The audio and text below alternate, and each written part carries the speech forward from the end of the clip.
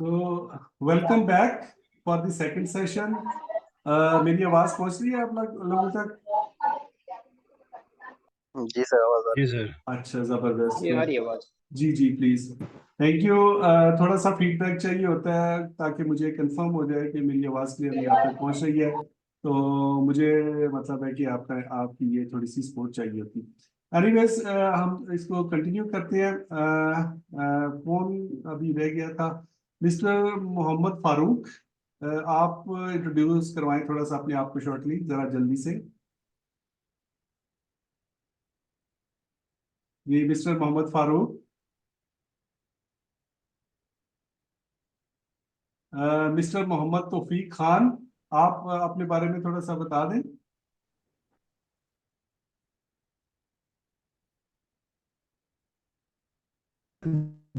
जी sir,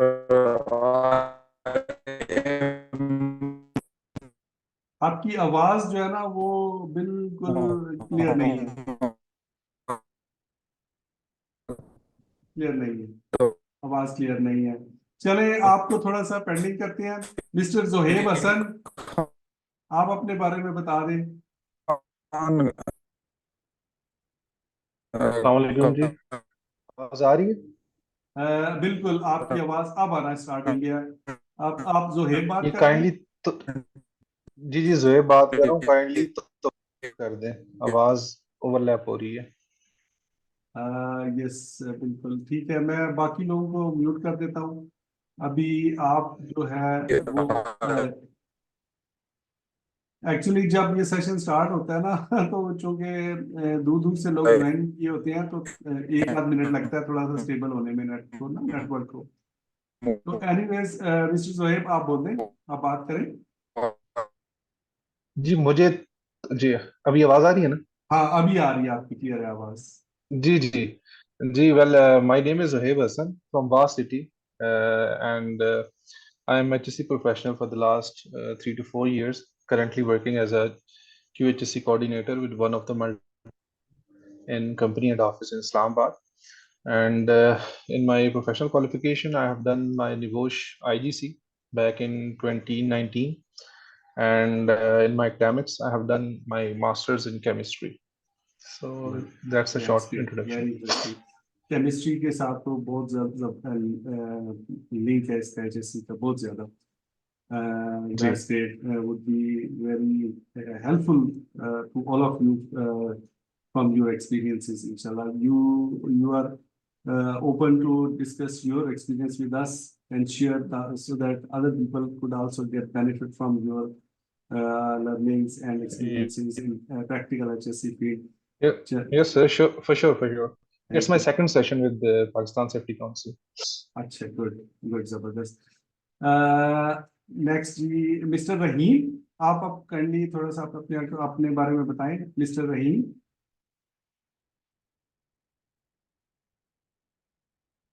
mister Mohammad Farooq, आप kindly बता दें अपने बारे में। जी सर, मैंने इंट्रोडक्शन कराया था। My name is Mohammed Farooq and I am working as an operation engineer for last 7 years. तो बात हो रही थी तो आपने कहा था कि भाई पहले आयुष और ओशा कर लेना चाहिए। तो जी सर मैं ये आपको ये बता रहा था कि पहले से ना एचएससी की फील्ड को ना हम प्रैक्टिस कर रहे थे होते हैं as a operation engineer power plant ना। तो एक्चुअली हम जो है ना इंटरनेशनल पावर सेफ्टी रूल्स को फॉलो करते हैं, तो वो सारी चीजें प्रैक्टिस कर लेते हैं। दैट इज वाई मुझे ना इतना इशू इवन आईजीसी को जो मैं समझने में भी मुझे नहीं हुआ। तो अल्हम्दुलिल्लाह मजीद भी आपके साथ इंशाल्लाह वो चीज सारी चीजें सीखेंगे। जबरदस्त जबरदस्त यार, आपका पैशन तो बड़ा ही ज्यादा अप्रिशिएटिव है। मतलब आप ऑलरेडी ये फील्ड में है, प्रैक्टिकली चीजें कर रहे हैं, but you are still focusing on the achievement of more certificates. That's very interesting. ये सर फॉर्मल सर्टिफिकेशन की बस ये जी जी, किया हुआ है। फॉर्मल सर्टिफिकेशन देखें, basically this belongs to your competence. ठीक है, कॉम्पिटेंस आपकी जो है ना उसका प्रैक्टिकल प्रूफ तो यही है ना, आपके पास कोई सर्टिफिकेशन हो, कोई अगर आपको एक प्रैक्टिकल एक्सपीरियंस है वो तो बहुत जबरदस्त बात है। बट ये है कि उसको रिकग्नाइज करने के लिए आपके पास एक प्रॉपर सर्टिफिकेशन का होना भी जरूरी है, दैट्स वेरी वेरी इंपॉर्टेंट।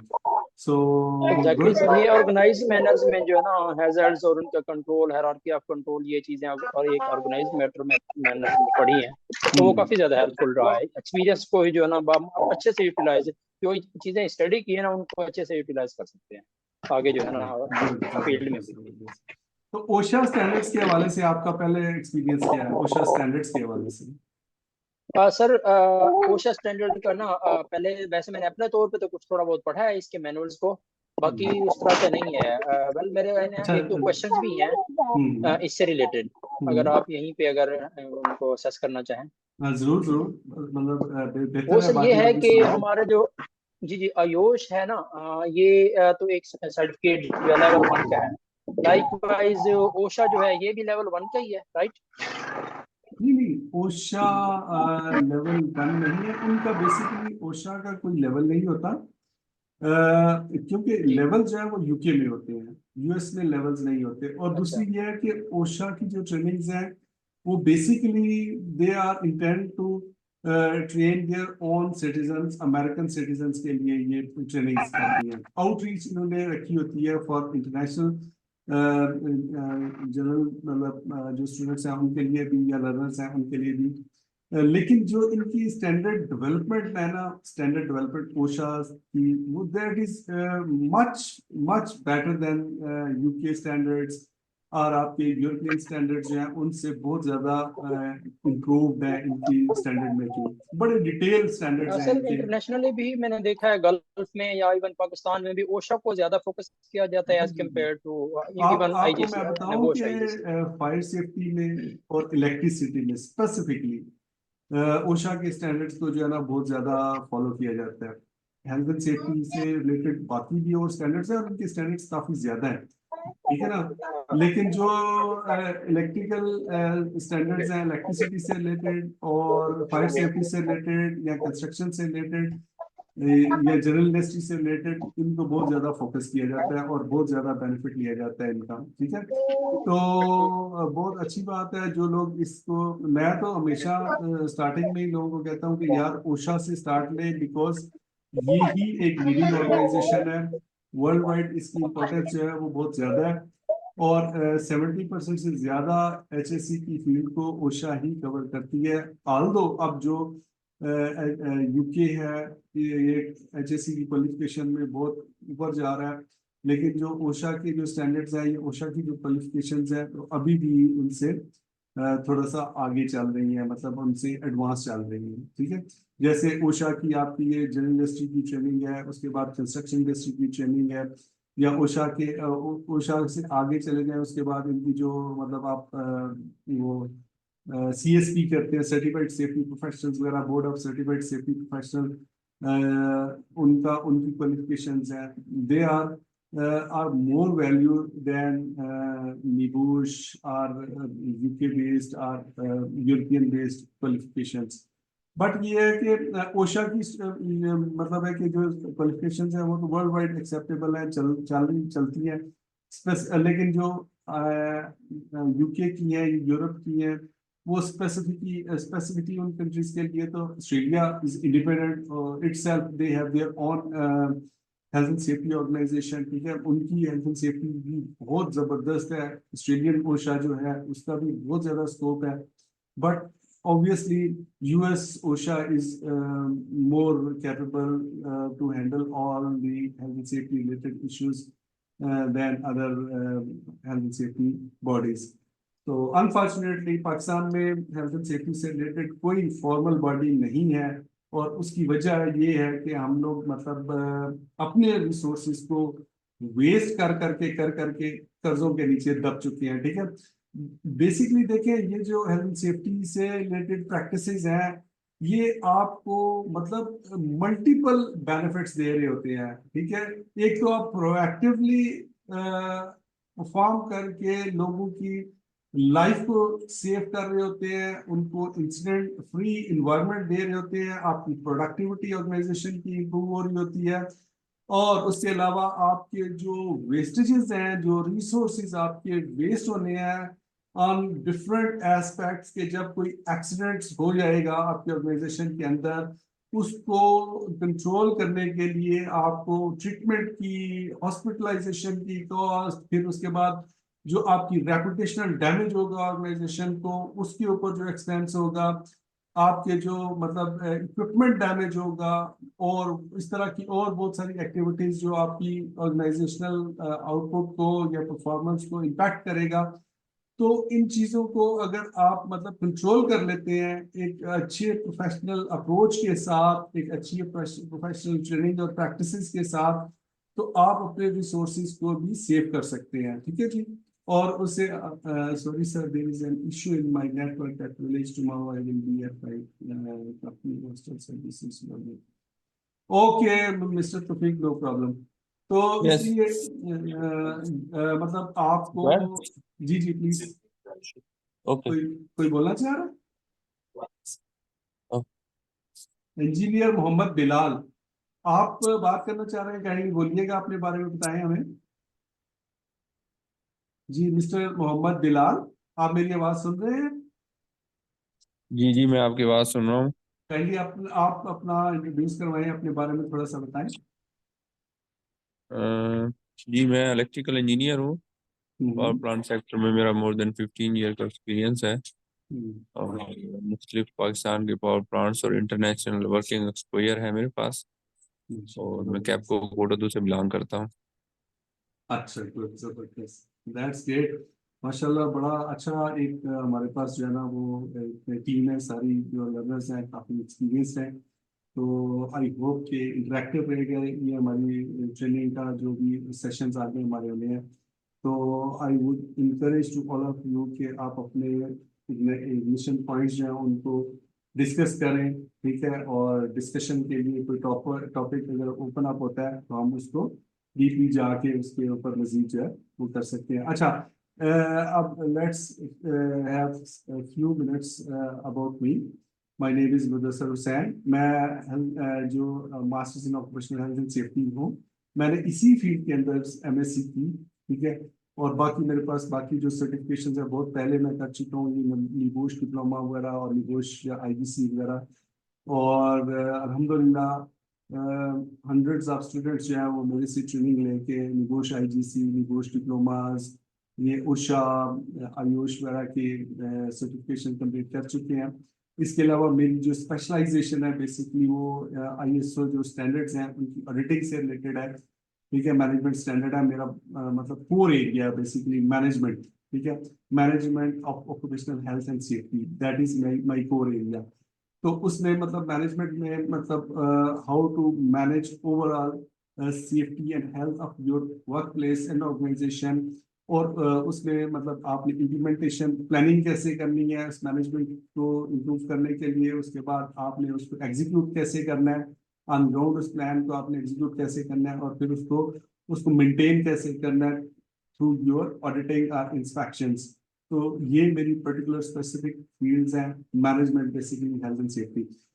अच्छा, 2018 से मैं पाकिस्तान सेफ्टी काउंसिल से इन कनेक्ट हूँ, इनके पैनल के ऊपर मैं ट्रेनिंग्स कंडक्ट कर रहा हूँ। और इंटरनल ऑडिटिंग की तो मैं काफ़ी सारी ट्रेनिंग्स कंडक्ट कर चुका हूँ। उषा के सेशंस मैंने इतने नहीं करवाए, इनके आयुष उषा वगैरह के, क्योंकि मेरा बेसिकली अब जो है ना वो आयुष और आयुष उषा वगैरह बेसिकली थोड़े से बेसिक लेवल में आते हैं, प्रैक्टिकल एस्पेक्ट्स हैं, मैनेजमेंट बेसिक लेवल की है।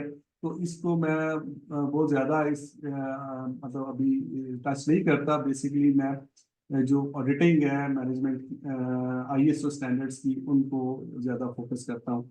बट ये है कि ये अभी जो ट्रेनिंग कंडक्ट हो रही है उसमें मतलब मुझे मैंने रिक्वेस्ट की कि आप इसको पार्टिसिपेट करें, इस ट्रेनिंग को कंडक्ट करवाएं। तो मैं कहा ठीक है।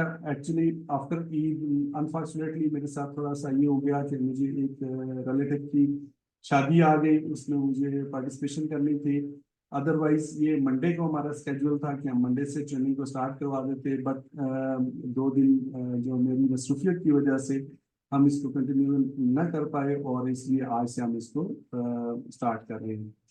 तो उम्मीद करता हूँ कि आपके साथ ये एक सेशन जो ट्रेनिंग के जो हमारे डेज हैं इंटरेक्टिव होंगे, डिस्कशन बेस्ड होंगे, लर्निंग बेस्ड होंगे, प्रैक्टिकल लर्निंग, कंसेप्ट क्लियरेंस और इस चीज से रिलेटेड होंगे, क्योंकि at the level of this adult professionalism हम चीज़ों को रटा नहीं मार सकते, हम चीज़ों को मतलब ऐसे नहीं कोई मतलब हमने कोई ऐसी कोई एक्टिविटी नहीं करनी कि जिसमें हमने कोई टेक्स्ट प्रोड्यूस करना है और मतलब उसके कोई हमने काउंट करने हैं वर्ड्स और उसकी बेस के ऊपर मार्क्स आपको देने हैं. That is not the intention. Intention is that what understanding we make out of all these trainings and how you produce your understanding on different platforms. Like if you have to present yourself, then how will you present? If you have to write some reports, how will you do that?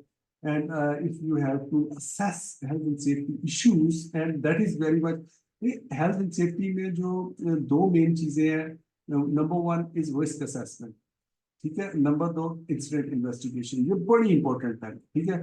आप इन दोनों की अगर अच्छी तरीके से इनकी learning कर लेते हैं, रिस्क असेसमेंट की और इंसिडेंट इन्वेस्टिगेशन की, तो आपके जो प्रपोज्ड कंट्रोल मेजर्स होंगे that would be more practical, more research based, ठीक है.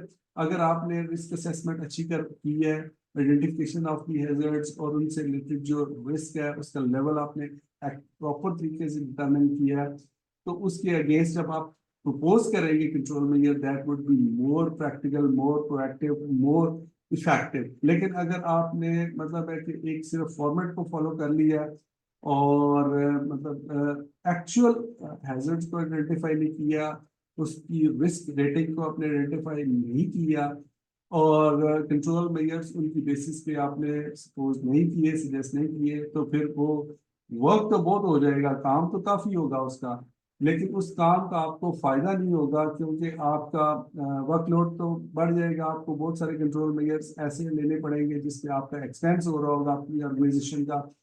तो आपकी ऑर्गेनाइजेशन जब आपको टास्क देती है, they want you to be more productive. आपसे वो एक्सपेक्ट कर रहे होते हैं कि आपने उनके रिसोर्सेज को कैसे बचाना है, सेव करना है, ना कि मतलब आप उनको कोई ऐसा प्रपोजल दे जो कि मतलब उनको बर्डन लगे, मतलब फाइनेंशियल. कॉस्ट बेनिफिट एनालिसिस जो हम हेल्थ सेफ्टी के अंदर करते हैं, ये बड़ा इंपॉर्टेंट होता है.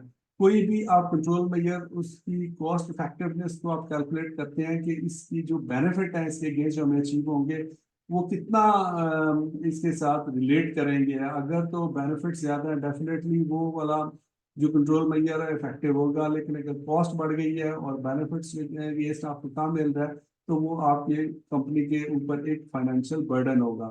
तो उसको बैलेंस करने के लिए आपको कॉस्ट बेनिफिट एनालिसिस जो है उसकी प्रॉपर अंडरस्टैंडिंग होनी चाहिए. और उससे पहले आपको रिस्क असेसमेंट और इंसिडेंट इन्वेस्टिगेशन इसके ऊपर काफी ग्रिप होनी चाहिए. इंसिडेंट, ये दोनों टॉपिक इंशाल्लाह हम इसमें कवर करेंगे ओशा में. ये इनकी मतलब कोर प्रैक्टिसेस हैं. बेसिकली मैं आपको बताऊं, जो ओशा है वो रिस्क असेसमेंट का वर्ड यूज नहीं करते, वो जॉब हैजर्ड एनालिसिस का ज्यादा वर्ड यूज करते हैं. यहाँ जॉब हैजर्ड एनालिसिस या सेफ्टी रिस्क एनालिसिस, ठीक है, इसका वर्ड यूज होता है. बेसिकली वो रिस्क असेसमेंट ही होती है, लेकिन यूके मॉडल के अंदर ज्यादा वर्ड यूज होता है रिस्क असेसमेंट का. और बट ऑलमोस्ट ये मिलती जुलती चीजें हैं और इनके अंदर मतलब थोड़ी सी वेरिएशन है, थोड़ी सी चेंजेस हैं. जो जॉब हैजर्ड एनालिसिस है वो थोड़ा डीप जाते हैं, हम किसी भी जॉब को आइडेंटिफाई करते हैं, उनके स्टेप्स को ब्रेक करते हैं, then we find actual hazards and फिर उसको हम आइडेंटिफिकेशन करते हैं, एवेलुएट करते हैं कि जो हैजर्ड है ये किस लेवल का रिस्क है, आइदर इट्स एक्सेप्टेबल रिस्क और ये मीडियम लेवल का रिस्क है या हाई लेवल का रिस्क है. फिर जब वो इसकी रिस्क कैलकुलेशन हम कर लेते हैं तो फिर उसके अगेंस्ट हम कंट्रोल मेजर जो है वो डिटरमिन करते हैं. तो जॉब सेफ्टी एनालिसिस या जॉब हैजर्ड एनालिसिस, ये वाला वर्ड आपको इसमें ओशा में सुनने को मिलेगा. तो इसलिए आपने जब ये जॉब हैजर्ड एनालिसिस या जॉब रिस्क असेसमेंट का वर्ड आए तो आप उसको रिस्क असेसमेंट कंसीडर करेंगे. ठीक है जी, आगे चलते हैं. So, gentlemen, basically OSH, basically Occupational Safety and Health Act, was signed by President Nixon in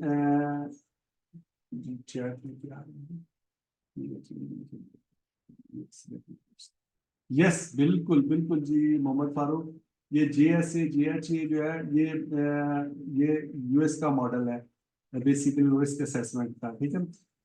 किसी भी जॉब को स्टेप्स में ब्रेक करने के बाद डीप जाना और उसको स्टेप्स एवरी स्टेप में चेंज करने के बाद उसको हर स्टेप को एनालाइज करना और उस स्टेप के अंदर से उस हैजर्ड को आइडेंटिफाई करना और उसके बाद फिर उसको इवेलुएट करना, ये है JHA या GSA। लेकिन जो रिस्क प्रोफाइलिंग होती है या रिस्क असेसमेंट होती है, इसमें इतना डीप हम हैजर्ड के अंदर नहीं जाते, ठीक है। तो थोड़ा सा डिफरेंट है रिस्क असेसमेंट और जॉब सेफ्टी एनालिसिस में, बट ये है कि आपको रिस्क असेसमेंट से पहले जॉब सेफ्टी एनालिसिस करना आना चाहिए।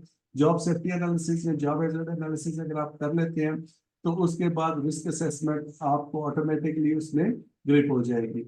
तो जब हम इसको प्रैक्टिकल इंशाल्लाह हम आगे जो हमारे सेशंस हैं उनमें करेंगे तो आपको इसकी मजीद एग्जैक्ट डिफरेंस की जी ये डिफरेंस मैं आपको डिटेल से अंडरस्टैंड करवाऊंगा जब इसको हम डिस्कस करेंगे इस टॉपिक को, job analysis, job safety analysis को, ठीक है। तो अभी के लिए इतना ही कि मतलब ये थोड़ा सा स्लाइड डिफरेंस है इसमें, इसको हम डिस्कस करेंगे ऑन द टॉपिक इंशाल्लाह।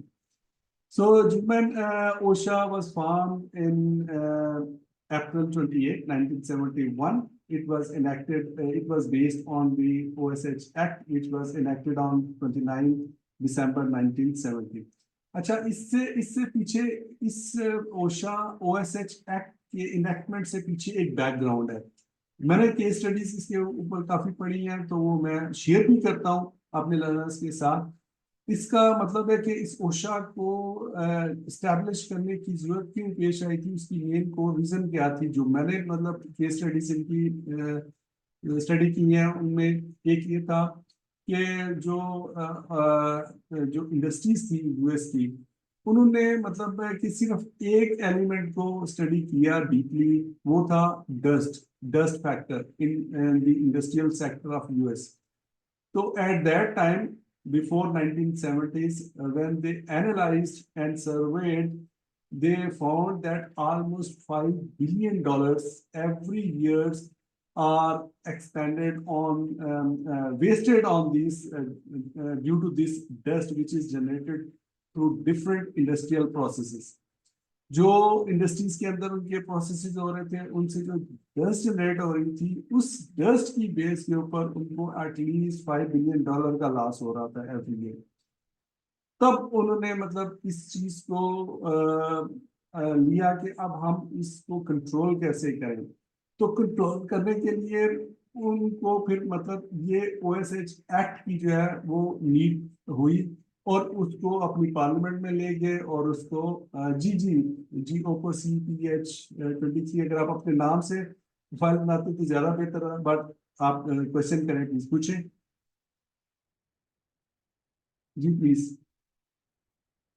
आपने हैंड रेज किया है मिस्टर ओप्पो, अगर आपने क्वेश्चन करना है तो काइंडली पूछें।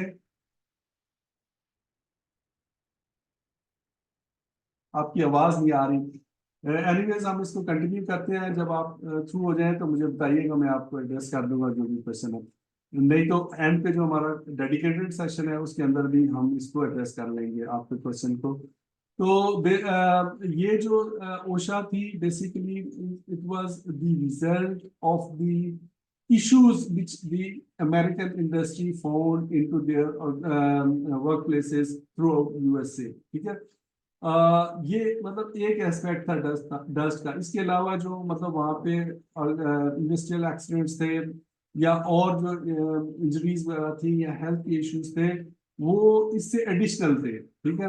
सिर्फ एक डस्ट को जब उन्होंने स्टडी किया तो उनको पता चला कि इतना हमारा लॉस हो रहा है एवरी ईयर, मतलब उसमें जो $5 बिलियन को उस वक्त के हिसाब से देखें तो अच्छी खासी अमाउंट बनती है। और उसमें फिर ये मतलब फाइनेंशियल रिसोर्सेज पे थे, ट्रीटमेंट कॉस्ट, एक्सीडेंट कॉस्ट और everything was included. So their parliament thought के मतलब हमें इस चीज को सीरियस लेना चाहिए, हमें अपने वर्किंग मैन एंड वुमेन को सेव करना चाहिए ताकि हमारी ऑर्गेनाइजेशनल जो प्रोडक्टिविटी है उसके अंदर बेहतरी आए और हमारी जो वेस्टेजेस हैं वो कम हो और हमारी प्रोडक्टिविटी बढ़े। तो आप देख लें जब ओशा इंट्रोड्यूस हुई 70s के बाद, उसके बाद जो यूएस की डेवलपमेंट है उसमें कितनी तेजी से ग्राफ ऊपर गया और फिर करते करते वो लीडिंग जो है इस वक्त मतलब डेवलप्ड कंट्री है। यूएस आपके सामने है, आपको पता ही है सारा कुछ। तो इसमें ये जो ओशा है इसका बड़ा रोल है, although they do not highlight, इसको बहुत ज्यादा वो हाईलाइट नहीं करते, बट ये है कि इसका क्योंकि ये उनके जो लेबर डिपार्टमेंट है उसके सेक्रेटरी ऑफ लेबर जो है वो इस ओशा को हेड करता है बेसिकली यूएस का।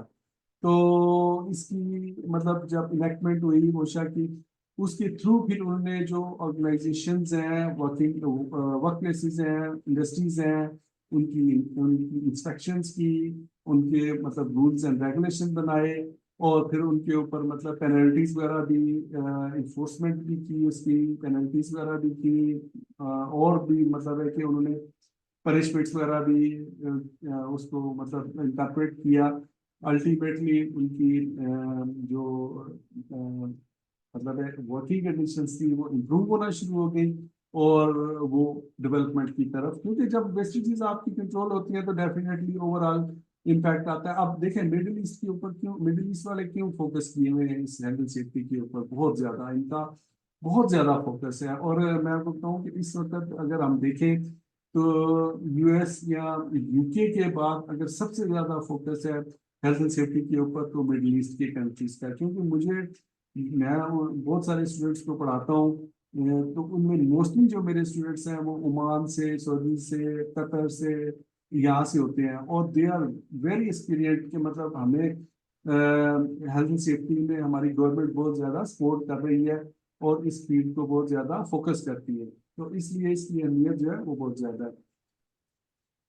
आगे चलते हैं जी। Why this OSHA was created basically, when they enacted this act, they created the OSHA, an independent body, enforcement body, to prevent injuries and illness. Basically in ये जो OSHA के through इन्होंने मतलब चूंकि ये गवर्नमेंट बॉडी थी इसलिए जब इन्होंने उस ओशा इंस्पेक्टर्स वगैरह को हायर किया, ओशा के डायरेक्टर्स वगैरह को, और पूरे तमाम स्टेट्स के अंदर इस नेटवर्क को इन्होंने फैला दिया, अपने लेबर डिपार्टमेंट के अंडर ये काम कर रही थी। तो इसलिए इनका जो मेन इनको टास्क दिया गया वो प्रोएक्टिव अप्रोच के ऊपर, टू प्रिवेंट दीज थिंग्स। मतलब ऐसा नहीं है कि मतलब उन्होंने रिएक्टिव अप्रोच अपनाई हो जी, पहले ठीक है एक्सीडेंट हो रहे हैं उसके बाद हम ओशा के इंस्पेक्टर जो है वो वहां पे जाएंगे और इंस्पेक्शन करेंगे। No, their thinking was proactive to prevent the things, मतलब proactively they go to the sites, any sites, they have very vast authorities। मतलब जो ओशा के इंस्पेक्टर्स होते हैं उनके पास बड़ी अथॉरिटीज होती हैं उनकी, और they can enter into any space with work place without any intimation, ठीक है। And after getting identification from the employer they can start their inspection process.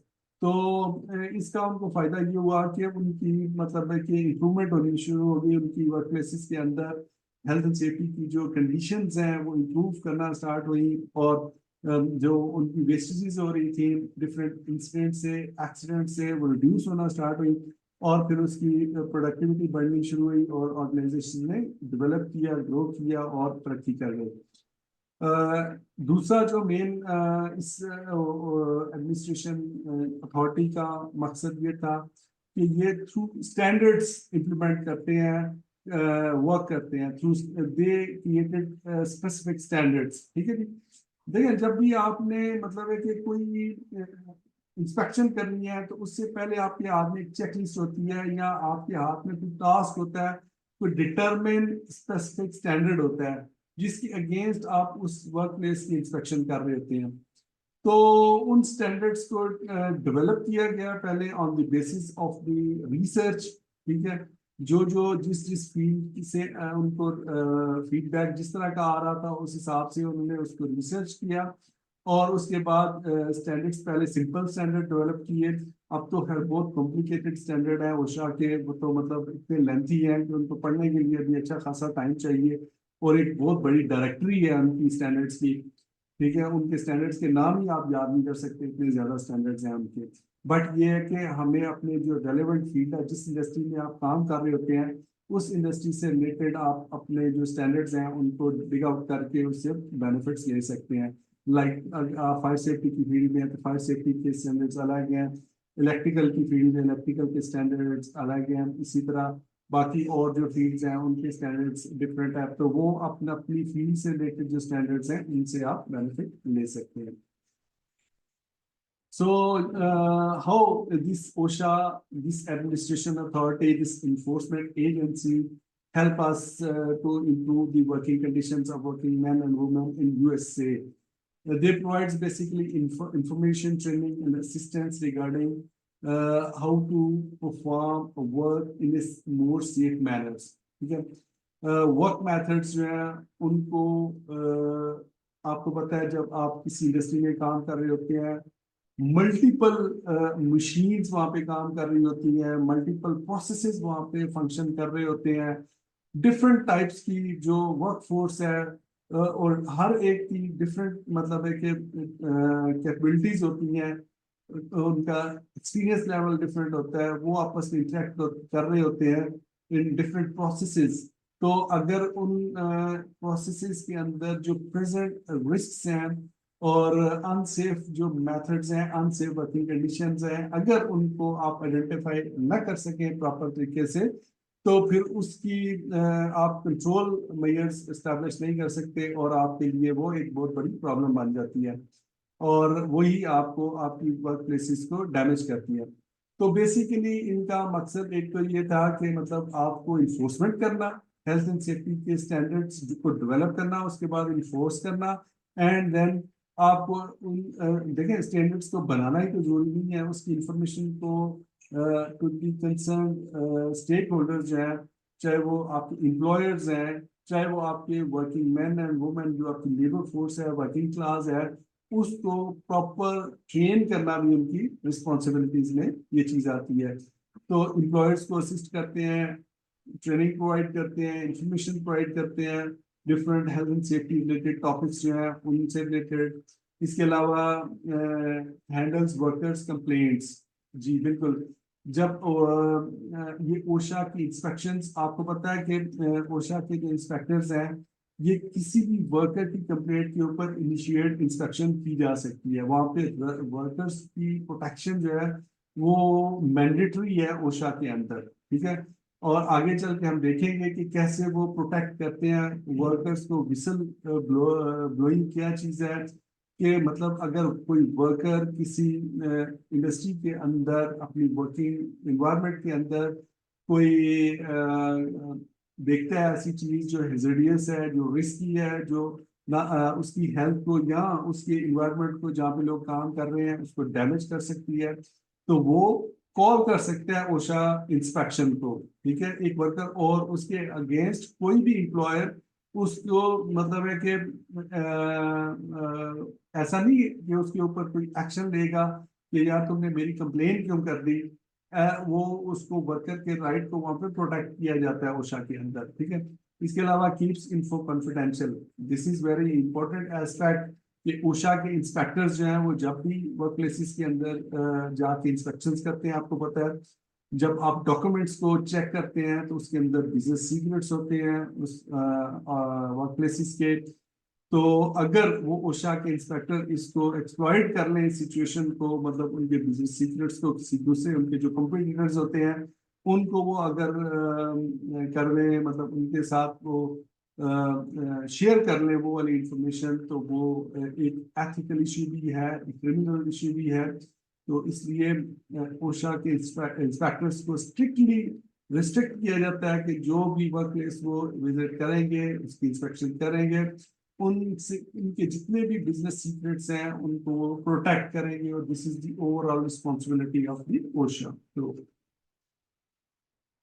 ओशा अब कवर्स किस सेगमेंट ऑफ सोसाइटी को कवर करती है, किन किन वर्कर्स को कवर करती है, उसके बारे में है। ये बेसिकली प्राइवेट सेक्टर जितना भी वर्कफोर्स है यूएसए के अंदर, वो सारा कवर होता है ओशा के अंदर। ओशा के जो रूल्स एंड रेगुलेशन है, ओशा के जो स्टैंडर्ड्स हैं, उसके अलावा state local governments workers if state has OSHA plan. अब देखिए मैं आपको बताऊं, जो 56 स्टेट्स हैं यूएसए की, ये जो ओशा है ये its cover all of the states. But उसमें एक दूसरा फैक्टर भी है कि कुछ स्टेट्स के अंदर ओशा जो है वो अपने मतलब डेवलप जो हेल्थ सेफ्टी के प्लान्स हैं वो देती है मुख्तलिफ स्टेट्स के अंदर, लेकिन कुछ को वो कहती है जी कि आप अपना OHS प्लान हमें दें और उसके अगेंस्ट हम आपको स्टैंडर्ड डेवलप करके देंगे, और उसको फिर इन्फोर्स करें आप लोग, आप उसकी मॉनिटरिंग करेंगे ओशा जो है। और उसके अंदर अगर कोई प्रॉब्लम है, इशू है, तो देन ओशा के जो इंस्पेक्टर्स होते हैं उनकी ये अथॉरिटी होती है कि वो उसको साइट कर सकें, उसको पेनल्टीज कर सकें, उसकी इन्फोर्समेंट के लिए जो केसेस हैं उनको कोर्ट के अंदर ले जाएं, और क्रिमिनल मतलब है कि प्रोसिक्यूशन भी होती है हेल्थ सेफ्टी के लॉज के अंदर। तो लेकिन कुछ इंडिपेंडेंट बॉडीज ऐसी हैं जो कि ओशा के अंदर कवर नहीं होती। लेट्स से अब not covered by OSHA, self employed, मतलब कुछ सेल्फ एम्प्लॉयड लोग जो हैं वो ओशा के अंदर कवर नहीं होते। इमीडिएट फॉर्म फैमिली, ये मेंबर्स हैं इमीडिएट फॉर्म फैमिली, बेसिकली जो कि पुराना एग्रीकल्चर का जो सिस्टम है उसके अंदर पता है आपको कि मतलब एक फैमिली किसी एग्रीकल्चर बिजनेस के साथ रिलेटेड है, कोई फार्म है उनका, कोई मतलब वहाँ पे वो कोई पैदावार कर रहे हैं किसी मतलब प्रोडक्ट की, तो उनके जो रिलेटिव्स होंगे उनको वो एम्प्लॉय कंसिडर नहीं किया जाता। जो मतलब उस फैमिली के जो इमीडिएट स्पाउसेस हैं, चिल्ड्रन हैं, या मतलब और उनके जो फैमिली मेंबर्स हैं, उनको एम्प्लॉय कंसिडर नहीं किया जाता। लेकिन बाकी आप देखें ना, जितना भी प्राइवेट सेक्टर्स है उनमें जो एम्प्लॉयर है और उसके अंदर जो काम करने वाले लोग हैं वो सारे एम्प्लॉय कंसिडर होते हैं, चाहे वो उसका स्पाउस हो, ब्लड रिलेटिव हो। लेकिन वो अगर उस इंडस्ट्री में काम कर रहा है तो वो उसको एज ए एम्प्लॉय कंसिडर किया जाएगा। लेकिन यहाँ पे फॉर्म या एग्रीकल्चर के जो पुराना इनका एक सिस्टम है उसके अंदर अगर फर्ज करें एक फार्म हाउस है, उस मतलब एक उसमें वो कोई एग्रीकल्चर का एक्टिविटी कर रहे हैं और 20-30 लोग उसमें इन्वॉल्व हैं कि एक ही फैमिली के लोग हैं, तो जाहिर है वो जब काम कर रहे हैं तो वहाँ पे हैजर्ड्स भी होंगे, रिस्क भी होंगे, इंसिडेंट्स भी होते हैं, और भी बहुत सारी सिचुएशन अनहेल्दी अनसेफ कंडीशंस वहाँ पे रिजनेट होती हैं, एक्सीडेंट्स भी होते हैं definitely. But OSHA does not cover those farm family members. ठीक है जी। अदर फेडरल एजेंसी जुरिस्डिक्शन, देखें इसी तरह कोई फेडरल अथॉरिटी है जिसकी जुरिस्डिक्शन बिल्कुल डिफरेंट है, लाइक यूएस मिलिट्री है, यूएस नेवी है, यूएस एयरफोर्स है, या यूएस मेराइन फोर्सेस है, या यूएस की और जो इस तरह की मतलब जिनकी जुरिस्डिक्शन ही बिल्कुल इंडिपेंडेंट है, उसको ओशा कवर नहीं करती। तो ये तीन बेसिकली एस्पेक्ट्स हैं जिनको ओशा कवर नहीं करती। इसके अलावा बाकी जितने भी लोग हैं यूएस के अंदर, यूएस सिटीजन जो हैं वो ओशा में कवर होते हैं, चाहे वो 2 मेंबर की एक ऑर्गेनाइजेशन हो, या 50 लोगों की एक कंपनी हो, या 1 लाख लोगों की मेंबर कंपनी हो, तो वो तमाम उसमें ओशा में कवर होते हैं। बट ये 3 सेगमेंट्स जो है वो उनको ओशा कवर नहीं करती। जी मैं क्वेश्चन देख लूं, reasons for not being covered, reasons, अच्छा इसको डिस्कस करते हैं। बिल्कुल ये आपका क्वेश्चन मेरा ख्याल है अभी